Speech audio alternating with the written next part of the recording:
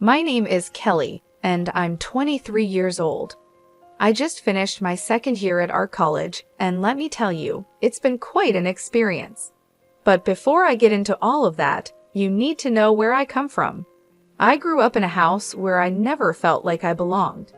My parents, Larry and Maria, always made it clear that my older sister, Julie, was their favorite. She's 5 years older than me and has always been a problem for me since the day I was born. Julie seemed to hate me from the start. She would tease me, break my toys, and make my life miserable. And my parents? They would just laugh it off, saying, "Oh, that's just how sisters are." But it wasn't normal. I remember when I was 15, I had a huge crush on a boy at school named Scott. I thought he was the cutest guy ever. I spent hours drawing pictures of him in secret, hiding them under my mattress, thinking no one would find them. But Julie found them, and you know what she did? She put them up on the school bulletin board for everyone to see. I still remember walking into school that day, people laughing, pointing, whispering. It felt like my whole world was falling apart. And Scott, he came up to me, all awkward and nervous, and said, "Kelly, I saw the drawings. Look, you're nice and all, but I don't like you that way." I ran home crying that day. When I got home, my parents were in the kitchen. I burst through the door, tears running down my face. "Mom, Dad, Julie embarrassed me at school. She found my private drawings." But before I could finish, Julie walked in with a smug look on her face. "Oh, come on, Teresa," she said, using the nickname I hated. "It was just a bit of fun. It's not my fault you can't take a joke." And you know what my parents did? They laughed. They actually laughed. "Sweetie," my mom said, wiping tears of laughter from her eyes, "you really need to toughen up. It's not Julie's fault you're so sensitive." That's why, when I got accepted into art college, I was thrilled. It was my way out of that house, away from the constant teasing and putting down. My grandmother was the only one who ever truly cared about me. She was the one who believed in my art and told me I had talent. When I got accepted, she insisted on paying for my tuition. "Kelly," she said with a smile in her eyes, "you have a gift. Don't let anyone tell you otherwise. I'll make sure you get the education you deserve." For 4 years, she paid for everything: my tuition, my art supplies, even some extra money for living expenses. But then, just before my final year, she got sick. I remember sitting by her bedside, holding her weak hand. She looked at me with those kind eyes and said, "Kelly, my dear, I'm so proud of you. You're going to do great things." Then she turned to my parents, who were standing at the foot of the bed, and said, "Larry, Maria, I need you to promise me something. Promise me you'll pay for Kelly's final year. She needs to finish her education." My parents nodded seriously. "Of course, Mom," my dad said. "We promise." Grandma passed away a week later. At the reading of her will, we found out she had left her house to my parents and her jewelry to Julie and me. Julie, of course, quickly grabbed the diamond tiara. "I'll take this," she said.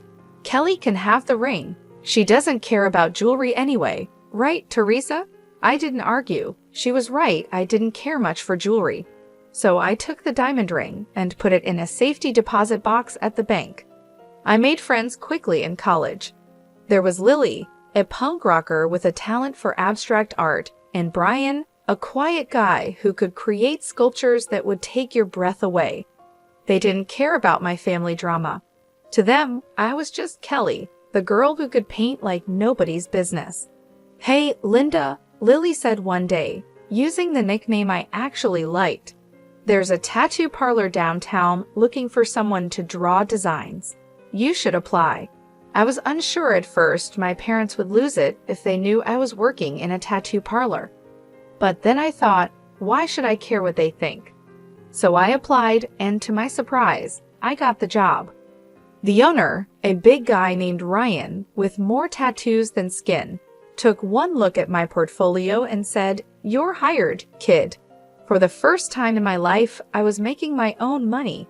It wasn't a lot, but it was mine. I didn't tell my parents or Julie about it. I could already imagine Julie's teasing voice, saying, Oh, little Teresa's drawing pictures for tough guys now. How cute. College life was good for me. I threw myself into my studies, determined to make my grandmother proud. My professors praised my work, and I even won a few small competitions. But more importantly, I was happy. The years flew by, and before I knew it, I was finishing up my second year. As summer break approached, a familiar dread settled in my stomach. I had to go home. When I opened the door, I walked into chaos. The living room was full of people, all excited and busy. In the middle of it all stood Julie, smiling brightly as she held up a white dress. My mother was the first to notice me. "Oh, Kelly," she said, her smile fading slightly, "you're home. We weren't expecting you so soon." I stood there stunned. Julie was getting married? When did this happen? Julie turned to me, her smile turning into a smirk. "Oh, didn't anyone tell you? I guess we've all been so busy with the preparations that it must have slipped our minds." I felt like I had been punched in the gut. My own sister was getting married, and no one had even bothered to tell me. "Who's the lucky guy?" I managed to ask, trying to keep my voice steady. "This is Paul," Julie said, pulling forward a tall, handsome man I hadn't noticed before. "Isn't he dreamy?" Paul gave me a polite smile and extended his hand. "Nice to meet you, Kelly. I've heard so much about you." I shook his hand, wondering what exactly he had heard. Knowing Julie, probably nothing good. The next morning, I woke up to the sound of excited chatter downstairs. Julie was holding court at the breakfast table, surrounded by our parents and a couple of her bridesmaids. As I listened to their conversation, I learned that Julie had broken up with her previous boyfriend at our parents' insistence. Apparently, he had been involved with some dangerous people. "Thank God you listened to us, sweetie," Mom said, patting Julie's hand. "Paul is such a better match for you, and his family is so well off." I couldn't help but roll my eyes. Of course, that's what they cared about. Julie, with her usual smirk, turned to me and said, "Speaking of Paul, he's taking me out to dinner tonight." Not that you'd know anything about that, right, Teresa? Still haven't found a boyfriend. They all laughed, and I gripped my coffee mug tighter, trying not to cry. Some things never change. As the days went by, I tried to stay out of everyone's way. I spent most of my time in my room, sketching and counting down the days until I could leave. But one evening, I couldn't avoid the family dinner. We were all sitting around the table when Julie dropped her big news. "I've decided to wear grandma's tiara for the wedding," she announced. "It'll look perfect with my dress." "Oh, that's a wonderful idea," Mom exclaimed. But Julie wasn't finished. "You know what would make it even better? If I had a matching piece to go with it, like, oh, I don't know, a ring." I froze, my fork halfway to my mouth. I knew exactly where this was headed. Mom's eyes lit up. "Oh, that's right. Kelly, didn't Grandma leave you a ring?" I nodded slowly, feeling sick to my stomach. "Well, there you go," Julie said, clapping her hands together.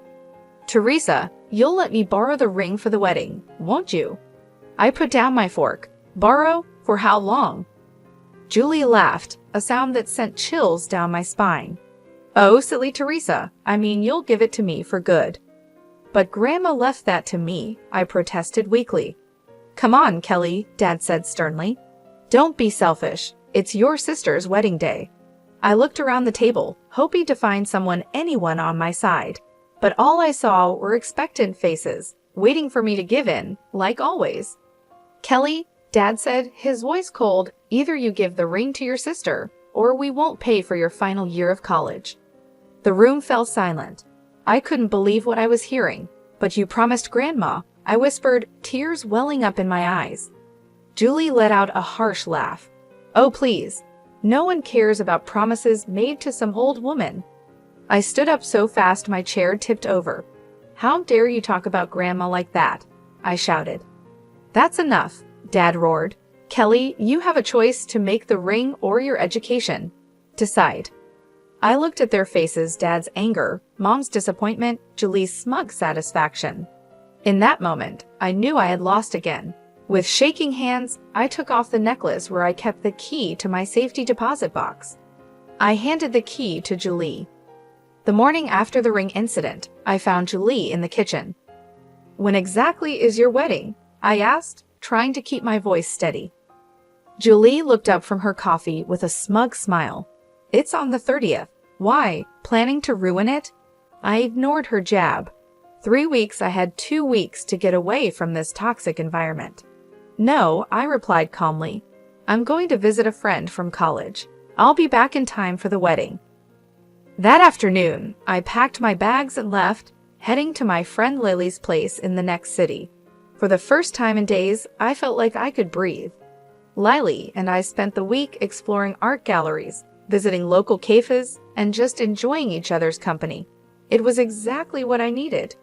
But my peace was shattered a week later. I was scrolling through my social media feed when I saw photos of Julie's wedding. My sister looked radiant in white, with the diamond tiara sparkling on her head and my ring on her finger. The caption read, "Just married. Off to the Maldives with my hunky husband." I felt like I had been punched in the gut. With shaking hands, I dialed my mom's number. "Why didn't you invite me to the wedding?" "Julie gave me the wrong date," I said, my voice trembling.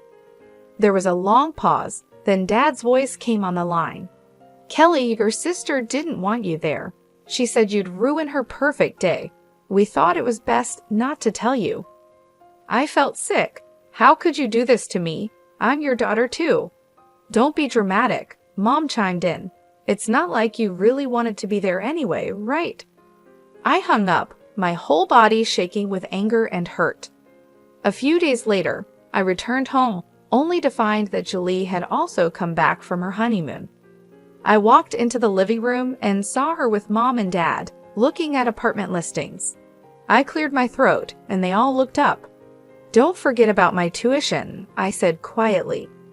"You promised to pay for my last year if I gave Julie the ring." Dad shifted uncomfortably. "Actually, Kelly, we've decided to use that money as a down payment on Julie's apartment instead." It felt like the floor had dropped out from under me. "But you promised. You swore to Grandma." "Plans change," Mom said dismissively. "Julie needs it more. I'm sure you can figure something out." Julie was still laughing, a cruel, mocking sound that made my blood boil. I knew exactly what I was doing when I lunged at her, grabbing a fistful of her hair. Julie screamed, and suddenly everyone was shouting. Dad pulled me away, his face red with anger. "That's enough," he roared.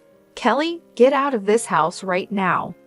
I ran to my room, threw some clothes into a bag, and stormed out, slamming the front door behind me. As I walked away from the house, my heart pounding and tears streaming down my cheeks, I realized something. I ended up back at Lily's place, feeling completely lost and broken. For days, I barely left her guest room, alternating between crying and staring blankly at the walls. Lily did her best to comfort me, but nothing seemed to help. A week passed in this haze of despair. Then one morning, as I listlessly checked my email, I saw a message that made my heart stop. "Congratulations! You are the winner of the annual art school competition. Your prize includes a full scholarship for your final year of studies." I read the email 5 times, not believing my eyes. Then I let out a scream that brought Lily running. I handed her my phone, happy tears streaming down my face. I won a scholarship. I can finish school." Lily's eyes widened as she read the email. Then she pulled me into a tight hug. "Oh my God, Linda, this is amazing." For the first time in weeks, I felt a glimmer of hope. I could finish my degree without my parents' help. I could make my own way. When the new semester started, I threw myself into my studies with renewed energy. Between my classes and my part-time job at the tattoo parlor, I barely had time to think about my family drama. Months passed, and I slowly started to heal. One day, I was hanging out with my classmate Scott, who worked part-time at a local pawn shop. We were chatting about our day when he mentioned something that caught my attention. "You won't believe what happened during my shift today," he said. This girl came in with the most beautiful diamond necklace and ring I've ever seen. Must have been worth a fortune. My heart skipped a beat. What did she look like? I asked, trying to keep my voice calm. Scott described a woman who sounded exactly like Julie. Can you draw the jewelry for me? I asked, my hands shaking slightly. Scott looked confused but agreed. As I watched him sketch, my suspicions were confirmed. The necklace was the one Julie had always bragged about, and the ring, it was my grandmother's ring. I asked, my mouth dry. Is there any way you could get me the security footage from the pawn shop? Scott must have seen the desperation in my eyes because he finally nodded. Okay, I'll see what I can do. A few days later, Scott handed me a USB drive. Here, he said, but you didn't get this from me, okay? I nodded gratefully and rushed back to my dorm room. With trembling hands, I plugged in the drive and opened the video file. There was Julie, clear as day, handing over the jewelry. But what shocked me even more was what happened next. As she turned to leave, a man entered the frame. Julie threw her arms around him, kissing him passionately. It wasn't Paul. I leaned closer to the screen, my heart pounding. As the man turned slightly, I gasped I recognized him. It was Julie's ex-boyfriend, the one her parents had forced her to break up with because of his criminal connections. I sat back, my mind spinning. Julie had sold her precious jewelry, including my grandmother's ring, and was apparently cheating on her husband with her criminal ex-boyfriend. Part of me wanted to immediately send this video to my parents, to Paul, to everyone who had ever believed Julie's lies. But another part of me hesitated. This was too big to act on impulsively. Months passed, and I thought I had put my family drama behind me. Then, out of the blue, my phone rang. It was my Aunt Laura, my mom's sister. Kelly, darling, I have wonderful news. She chirped, her voice full of excitement. Your sister is pregnant. Can you believe it? They're having a big announcement party next week. Isn't it exciting? My heart sank. Of course, another family event I hadn't been invited to. That's great, Aunt Laura. Thanks for letting me know. After hanging up, I sat on my bed conflicted. Part of me wanted to ignore it, to continue cutting ties with my toxic family. But another part of me, the part that still held onto the video from the pawn shop, knew this might be my chance. 2 weeks later, I found myself standing outside my parents' house. Cars lined the street, and I could hear laughter and chatter from inside. Taking a deep breath, I walked up to the front door and rang the bell. Mom opened the door, her smile fading as soon as she saw me. Kelly, what are you doing here? Without answering, I pushed past her and stepped inside. I walked into the living room, and the chatter quickly died down as everyone noticed me. Julie, standing in the center of the room with Paul, looked like she'd seen a ghost. What is she doing here? Julie hissed. Dad's voice boomed through the room. Kelly, get out of this house immediately. You're not welcome here. Confused murmurs rippled through the guests. I saw Paul's parents exchange worried glances. Mom, always concerned about appearances, forced a fake smile. I'm so sorry, everyone. We've had to distance ourselves from Kelly. She's become quite greedy and unworthy of our family name. The room erupted into arguments. Some relatives defended me, while others sided with my parents. I raised my voice. I have something to say. Gradually, the room quieted down, and all eyes were on me. I turned to Julie. Congratulations on your pregnancy, sis. But I have to ask, why aren't you wearing Grandma's tiara and ring? Julie's face went pale. Her mother-in-law spoke up. Now that you mention it, I haven't seen that beautiful ring in a while. Julie dear, where is it? Julie stuttered. I sent them for restoration. They needed cleaning. I nodded slowly, pulling out my phone. That's interesting because I have a video here that tells a different story. The color drained from Julie's face as I connected my phone to the TV. The security footage from the pawn shop began to play. There was Julie, clear as day, pawning the jewelry. Then, the moment that made everyone in the room, gasped Julie throwing herself into the arms of a man who was definitely not Paul, kissing him passionately. The moment the video ended, chaos erupted in the living room. Paul's face twisted with rage and pain as he turned to Julie. "Julie, what is this? Who is that man?" he shouted, his voice cracking. Julie burst into tears, mascara streaming down her face. "I can explain." Paul's mother stepped forward, her voice cold. "I think we all deserve an explanation, Julie." Paul's father, a stern-looking man, spoke up. "I think we need a paternity test immediately." As accusations flew and tempers flared, I quietly slipped out of the house. I had done what I came to do. The truth was out. For the first time in years, I felt a weight lift off my shoulders. Over the next few weeks, the full extent of Julie's deception spread through the family grapevine. I found out that Julie had been secretly meeting her ex-boyfriend, the one with criminal connections, behind Paul's back. She had been using Paul's money on him and even pawned her jewelry to pay off his debts. The paternity test results were the final blow. The baby wasn't Paul's. It was her ex-boyfriend's. Paul, understandably devastated, filed for divorce. He sued Julie for a large sum, citing emotional damages and financial fraud. Her ex-boyfriend, upon hearing about the pregnancy, disappeared without a trace, leaving Julie to deal with everything on her own. My parents, who had always favored Julie, had to face the harsh reality of her actions. They were forced to take out a big loan to help Julie pay the money Paul demanded. Their golden child had fallen, and they were left to pick up the pieces. In a twisted turn, they tried to blame me for everything. Mom left a voicemail on my phone, her voice bitter and accusing. "Are you happy now, Kelly? You've ruined your sister's life. I hope you're proud of yourself." I deleted the message without responding. Their words no longer had the power to hurt me. As for me, I returned to college, focused on my studies, and started building the life I wanted. I cut off all communication with my family, changing my phone number and email address. The toxic cycle was finally broken. It's been 4 years since that day when I exposed Julie's lies.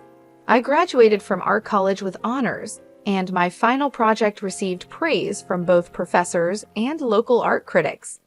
Now, at 25, I'm working at the Harmony Art Gallery in the city. It's a dream come true. I'm surrounded by beautiful artwork every day, helping to curate exhibitions, and even organizing events for up-and-coming artists. But that's not all. I've been painting in my free time, and to my surprise and delight, my work has caught the eye of several collectors. I haven't forgotten my roots, though. I still create tattoo sketches in my spare time. It's become a cherished hobby, a link to the past that reminds me of how far I've come.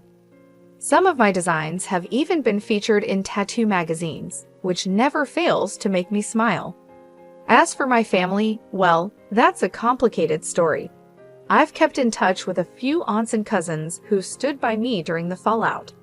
They keep me updated on the family drama, though I try not to let it affect me anymore.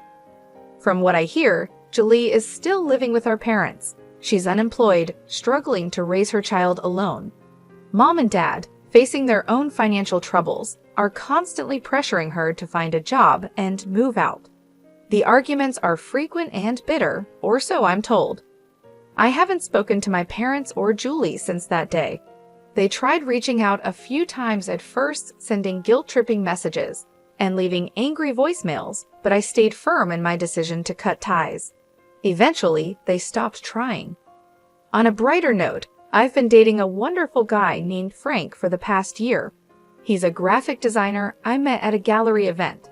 He's kind, supportive, and, best of all, he understands my passion for art. We're even talking about moving in together soon, which feels like another step toward building the life I want.